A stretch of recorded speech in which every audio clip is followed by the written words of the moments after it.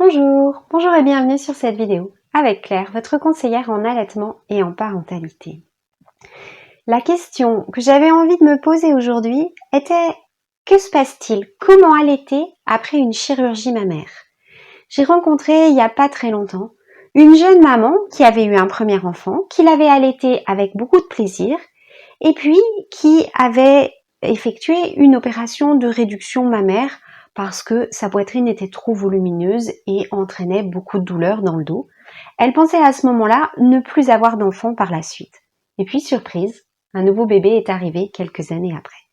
Alors sur cet exemple, il y a déjà un élément qui est très important à relever, c'est que effectivement, il vaut mieux essayer d'organiser les choses pour que la chirurgie intervienne après les grossesses et après l'allaitement. Mais la vie nous réserve parfois des surprises et tout ne se déroule pas tel quel. Alors, est-ce que si vous avez subi une chirurgie, vous allez pouvoir allaiter? Eh bien, tout dépend du type de chirurgie que vous avez subi, de la façon dont le chirurgien a pu opérer et de ce qu'il a fallu enlever. Il y a 3 petits éléments qui sont importants à voir. Le premier, c'est la glande mammaire elle-même, celle qui va sécréter le lait. Est-ce que elle a été laissée intacte? Est-ce qu'une partie a été enlevée? Est-ce que tout a été enlevé?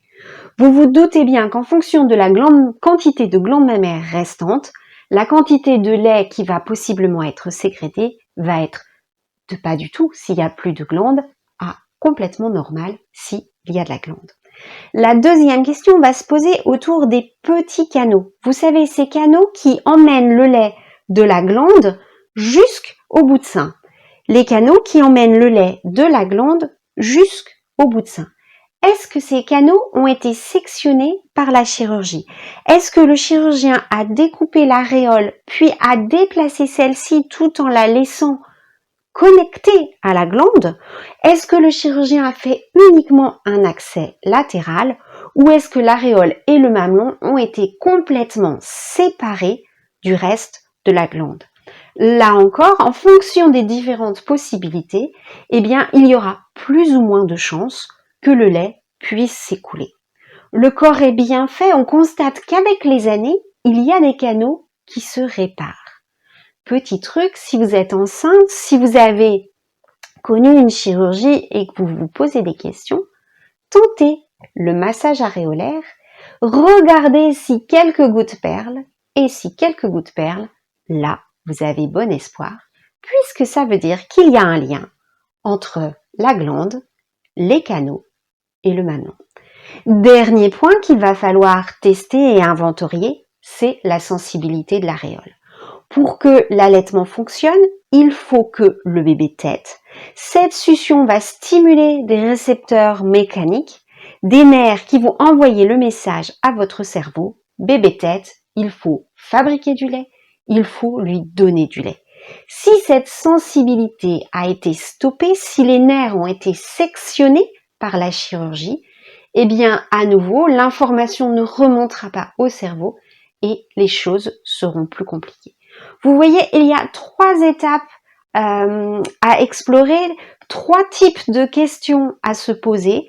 Chacune des réponses vont pouvoir permettre de se dire: j'ai beaucoup de chance, j'ai un peu moins de chance, ça va être compliqué d'allaiter.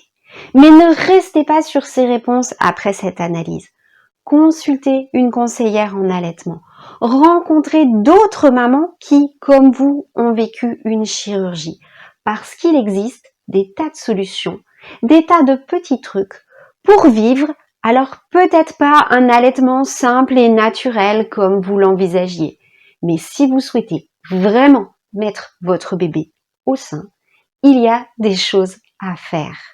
Alors, j'espère vous avoir été utile, j'espère que cette vidéo vous a apporté des réponses et vous a aidé à vous poser les questions qui vous permettront d'avancer et de définir votre projet d'allaitement. Cliquez sur j'aime, je saurai que je vous ai été utile. Posez vos questions dans les commentaires, je vous répondrai avec beaucoup de plaisir et puis personnellement. Et puis si vous vous demandez ce qui se passe sur cette chaîne, si vous avez envie de me suivre pour en savoir un peu plus, abonnez-vous. À bientôt, j'espère. Au revoir.